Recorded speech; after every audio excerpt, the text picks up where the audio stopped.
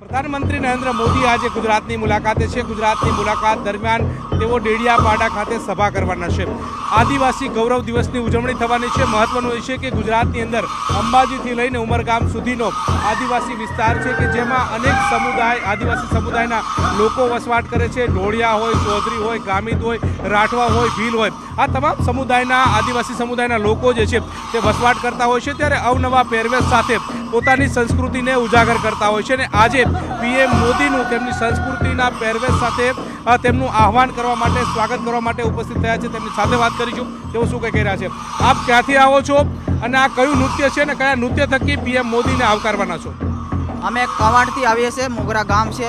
ભીલ અને રાઠો બે સમાજના છીએ અને હોળીના નૃત્ય કરીએ છીએ અને મોદી સરકાર સાહેબને સન્માન માટે અમે નૃત્ય કરવા આવ્યા છે। કેવી આશા અપેક્ષા છે મોદી સરકાર પાસે? મોદી સરકાર પાસે તો એવી જ આશા છે કે અમને સન્માન દે અને અમે એને સન્માન દઈએ, બસ એવી જ આશા રાખીએ છીએ। આજે આદિવાસી ગૌરવ દિવસની ઉજવણી થઈ રહી છે, કેવી અનુભૂતિ કરી રહ્યા છો, શું માનો છો?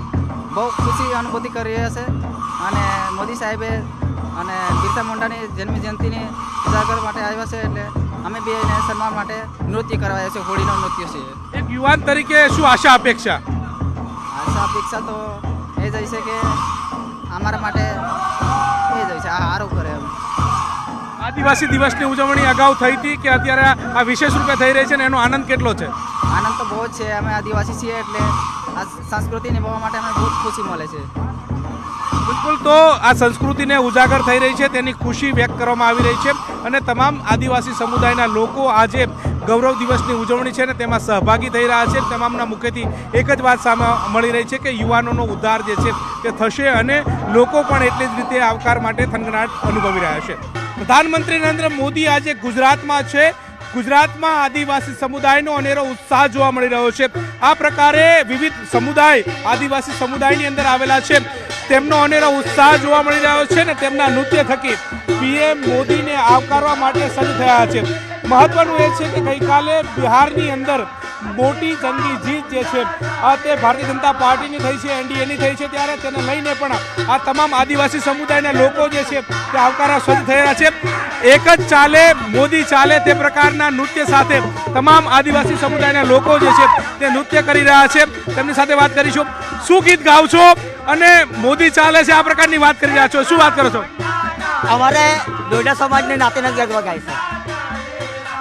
હમણાં આયા દેવાસી નાચેરા, હમણાં આયા દેવાસી નાચેરા, બિરસા મુંડા તે નાચેરા, બિરસા મુંડા તે નાચેરા। આપ જોઈ રહ્યા છો કે આ રીતે પોતે પોતાની વાત જે છે તે કરી રહ્યા છે અને સમુદાયની વાત કરી રહ્યા છે। આ મહત્વની વાત જે છે તેમની સાથે આ રીતે ખાસ સજ્જ હોય છે। તેમની સાથે વાત કરી, આ કયું નૃત્ય છે અને આ નૃત્ય થકી શું મેસેજ આપી રહ્યા છો? પીએમ મોદી આજે અહીંયા આવી રહ્યા છે।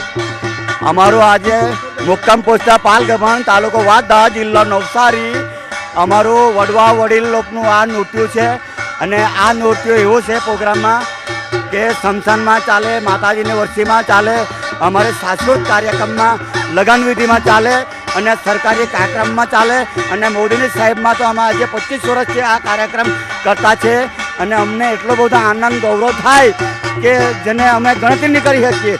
અમારે ભજન મંડળ નૃત્ય છે, ગરૈયા નૃત્ય તૈયાર છે અને આ હમણાં હાલે લાવ્યો છું એ તૂર નૃત્ય લાવ્યો છે અને દરેક વિધિમાં ઉપયોગી થતું છે। અહીંયા પીએમ આવી રહ્યા છે, આદિવાસી સમુદાયને અનેક ભેટો આપવાની છે, કેટલી આશા અપેક્ષા છે?